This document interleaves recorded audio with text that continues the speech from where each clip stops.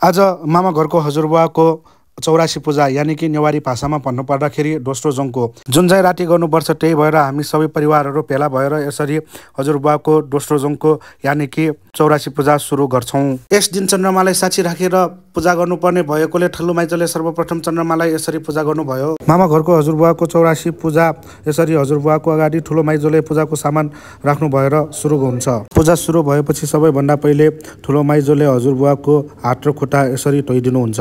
त्यसपछि हजुरबुवाको टाउकोमा सेतो कपडा यानि कि फेटा बाँध्ने काम सुरु हुन्छ। सेतो फेटा बाँध्नको लागि माइजूलाई ठुलो भिनाजु, ड्याड र सानो दिदीले यसरी सहयोग गर्नुहुन्छ। बाँकी हामी सबैजना भने यसरी गोलो घेरा हालेर हजुरबुवाको 84 पूजा हेर्न थाल्छौँ। 84 पूजा गर्दाखेरि कानमा सुनको झुम्का पनि लाउनु पर्ने भएकोले ड्याडले यसरी हजुरबुवाको कानमा सुनको झुम्का लगाइदिनुहुन्छ। त्यसपछि ठुलो माइजूले हजुरबुवालाई टिका लगाइदिनु भएर पूजा गर्दै यसरी माला लगाइदिनुहुन्छ।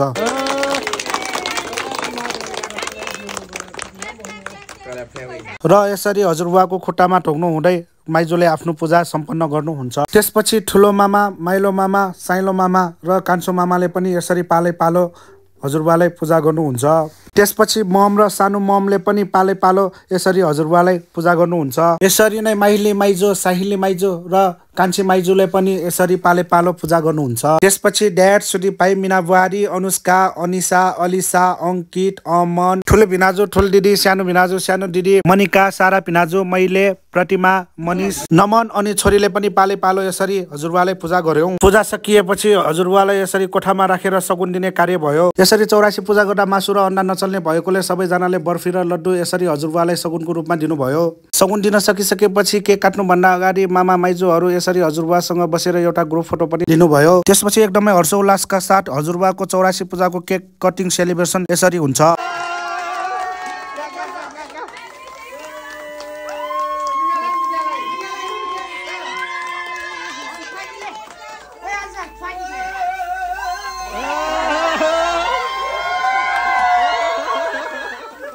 त्यसपछि 1.25 लाख बत्ती बाल्नको लागि 1.25 लाख बत्तीमा बत्ती बालेर हजुरबुवालाई यसरी ढोगाएपछि 1.25 लाख बत्ती बाल्ने कार्य पनि सुरु हुन्छ।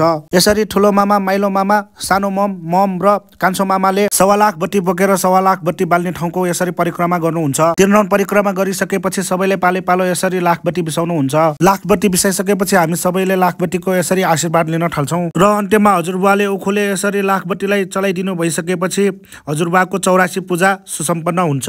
कमै मान्छेले मात्र आफ्नो जीवनमा 84 पूजा गर्न पाउने हुँदा हजुरबुवाको 84 पूजामा सहभागी हुन पाउँदा म आफैलाई एकदमै भाग्यमानी महसुस गर्छु।